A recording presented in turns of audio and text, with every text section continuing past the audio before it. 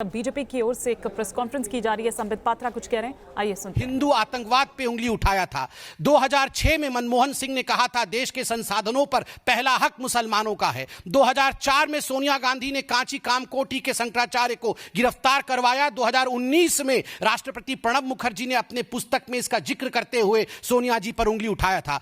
1987 में राजीव गांधी ने साहबानों के केस को पलट दिया था। 1951 में कॉमन सिविल कोड पर किस प्रकार से बाबा साहेब के प्रस्ताव को नेहरू जी ने ठुकरा दिया था। 1971 में जवाहरलाल नेहरू ने डॉक्टर राजेंद्र प्रसाद को सोमनाथ मंदिर जाने से मना किया था। 1949 में अयोध्या में राम मंदिर का विरोध किया जो आज तक नहीं बन पाया था। 1947 में सोमनाथ मंदिर के पुनर्निर्माण का पंडित जवाहरलाल नेहरू ने विरोध किया था। 1946 में जवाहरलाल नेहरू ने वंदे मातरम को राष्ट्रगान बनाने का विरोध किया था। बंधुगण, 1946 से 2020 तक एक बात सिद्ध होता है और आज भारतीय जनता पार्टी 22 जनवरी 2020 को डिक्लेयर करती है कि फ्रॉम नाउ ऑनवर्ड्स अब से कांग्रेस पार्टी को इंडियन नेशनल कांग्रेस आईएनसी नहीं एमएलसी बोलना चाहिए।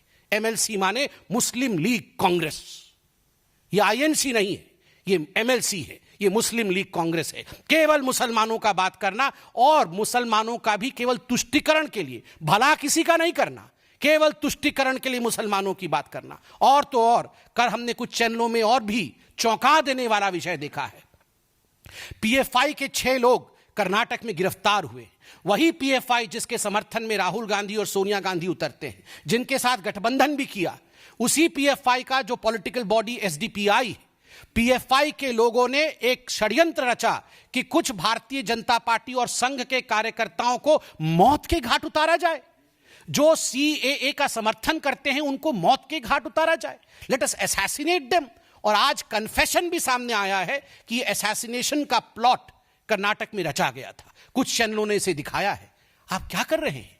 आप हिंदुओं को गाली देंगे, असैसिनेशन का प्लॉट रचेंगे। शाहीन बाग में छोटी छोटी बच्चियों को, मैं उन बच्चियों पे उंगली नहीं उठा रहा हूं, वो तो मासूम बच्चियां हैं, मगर हिजाब पहनाकर मासूम बच्चियों के जहन में किसने ये जहर बोया कि या तो हम रहेंगे या तो प्रधानमंत्री और गृह मंत्री को जान से मार देंगे।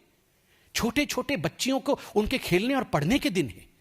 उस समय में इस प्रकार की भाषा का प्रयोग उनके मन में कौन डाल रहा है कि प्रधानमंत्री को जान से मार देना है? बंधुगण, ये जो जहर देश में हिंदुओं के खिलाफ बोया जा रहा है, देश में सत्ता के खिलाफ बोया जा रहा है, मुझे लगता है ये बहुत ही दर्दनाक है। ये डेमोक्रेटिक कंट्री है, आप किसी भी विषय पे प्रोटेस्ट कर सकते हैं, किंतु तुष्टीकरण की राजनीति के अंतर्गत एक धर्म पे अटैक करना, उनको जलील करना और क्रिमेशन की पद्धति पे अटैक करना, यह कहना कि हम केवल मुसलमानों को सोच के सरकार बनाते हैं, यह उचित नहीं है। सोनिया गांधी जी को माफी मांगनी चाहिए, शरद पवार जी को भी माफी मांगनी चाहिए कि जितेन अवार्ड इस प्रकार का विषय रखते हैं। और खैर, अकबरुद्दीन ओवैसी से हमें कोई आशा नहीं है, वो तो जिन्ना बनने की दौड़ में है। Thank you very much. जो आप लोग सवाल पूछे तो अवश्य हम इस पे जवाब देंगे।